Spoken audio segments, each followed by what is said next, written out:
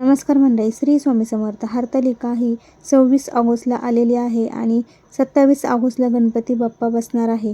तर आपल्याला हरतालिकाचा हा उपवास नेमकी कुणी धरावा?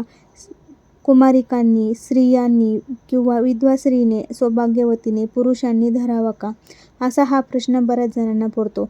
हा उपवास कोणी पण धरू शकतं. कुमारिका मुलींनी धरला तरीही चालेल किंवा विधवा स्त्री असेल तिने धरला तरीही चालेल. तर हा उपवास आपण आपल्या पतीच्या सौभाग्यासाठी आणि आपल्याला चांगला पती मिळावा म्हणून कुमारिका हा उपवास करतात. विधवा स्त्री देखील हा उपवास करू शकता.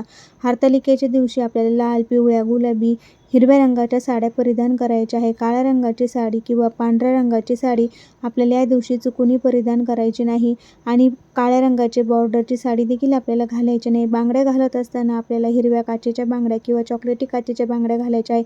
मेटलच्या बांगड्या आपल्याला चुकूनही घालायच्या नाही. हा उपवास कुमारिका, विधवा स्त्री, पुरुष कोणीही करू